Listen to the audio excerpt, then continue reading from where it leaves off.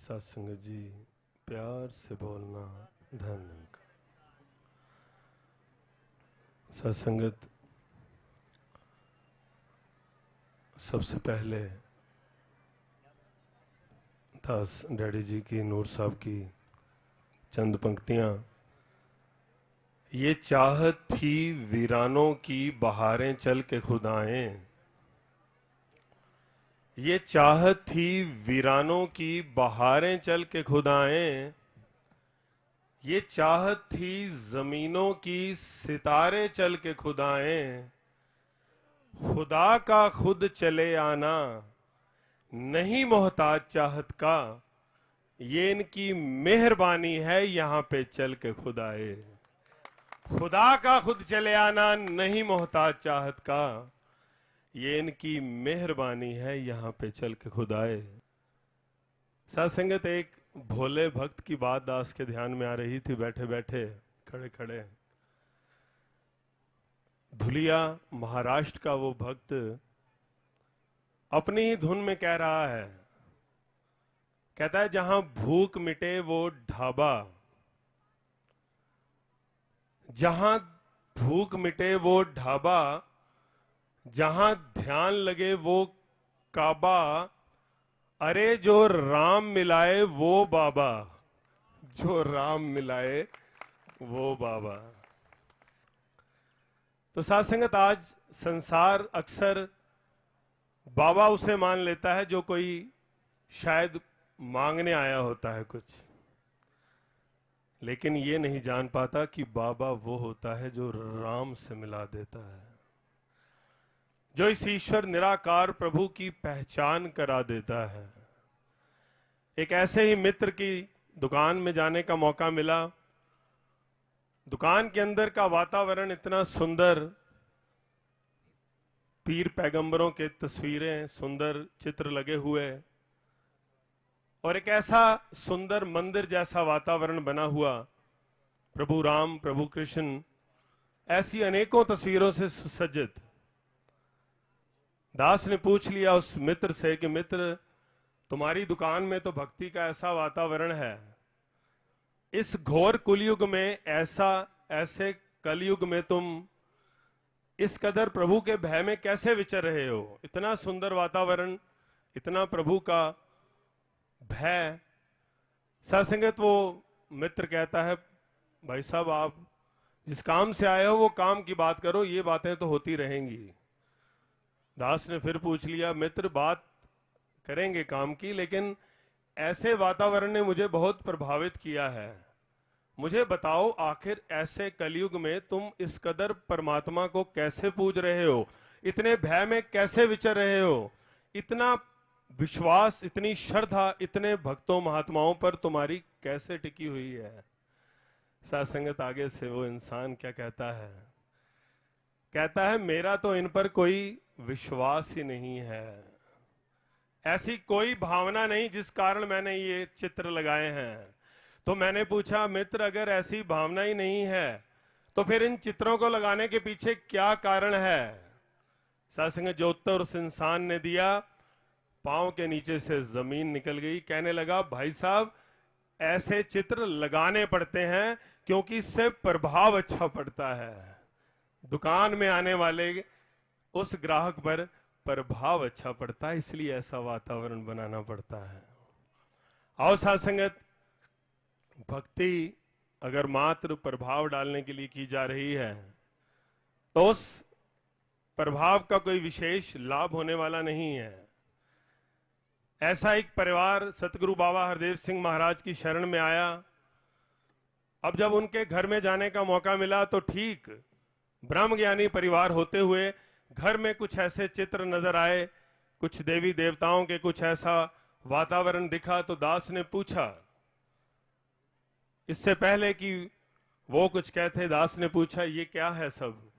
कहने लगे, इसमें कोई हर्ष तो नहीं है, हमारे मन में एक जिज्ञासा रहती है।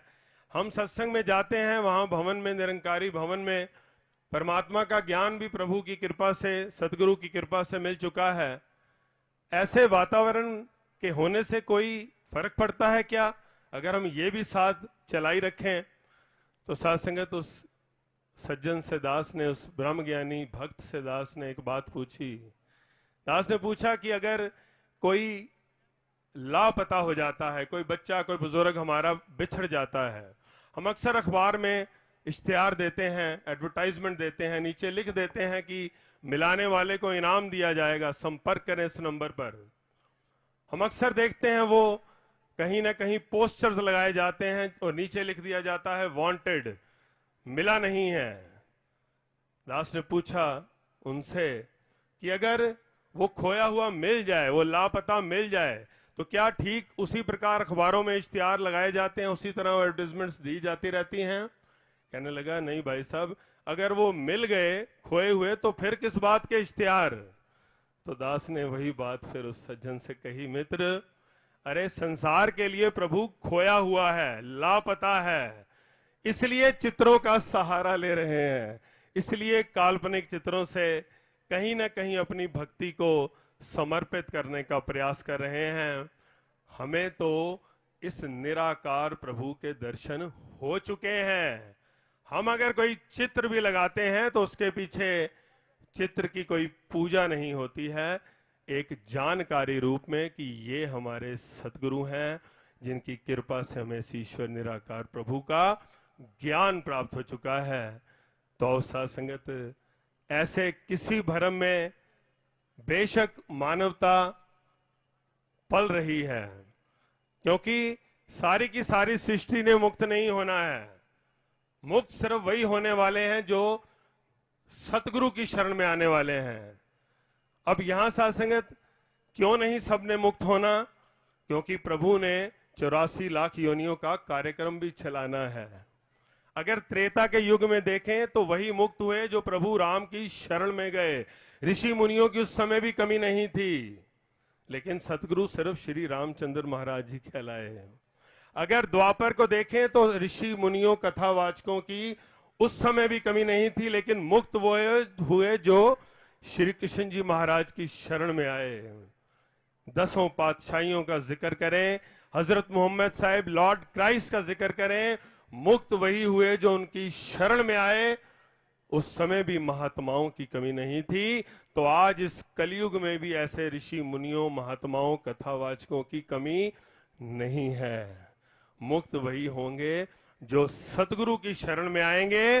और साथ संगत यहां एक और प्रश्न कि अगर सतगुरु बाबा हरदेव सिंह महाराज हैं, ऐसा निरंकारी परिवार कह रहा है, तो ये बाकी महात्मा क्या कर रहे हैं जो टेलीविजन पर मीडिया द्वारा जगह जगह प्रस्तुत हो रहे हैं?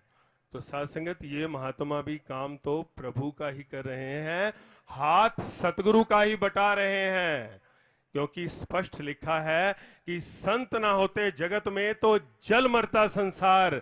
अरे मुक्त सिर्फ वो होंगे जो इनकी शरण में आएंगे। बाकी अरबों खरबों लोग जो मानव बनकर धरती पर जी रहे हैं, उन्हें मानव बनकर जीने की शिक्षा, प्रेम भाईचारे की शिक्षा देने के लिए महात्मा तो जगह जगह मौजूद रहने चाहिए। ऐसी व्यवस्था प्रभु की हुई है। और साथ संगत सब के सब काम सतगुरु का कर रहे हैं, कहीं ना कहीं मानव को मानव बनना सिखा रहे हैं।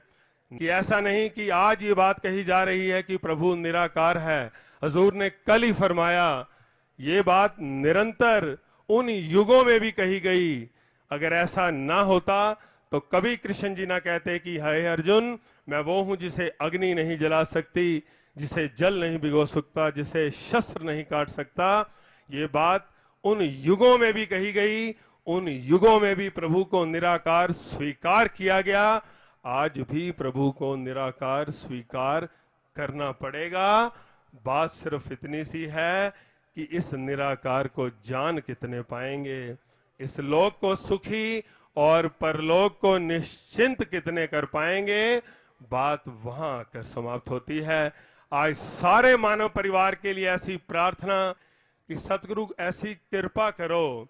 ये परिवार जो यहां बैठा है, इनमें से तो बहुत से आपके चरणों से ये रहमत प्राप्त कर चुके हैं, लेकिन जो ऐसे मेहमान, जो ऐसे किसी तरह के भी भक्त बहने माताएं जो किसी जिज्ञासावश इस प्रांगण में बैठे हैं या आसपास इस आवाज को सुन रहे हैं, आज ऐसी कृपा करो इस क्षेत्र में कोई भी ऐसा एक भी सज्जन, कोई ऐसी बहन माता जो इस आवाज को सुन रही है, इस आवाज को हृदय में स्थान देकर आपकी कृपा की पात्र बन पाए।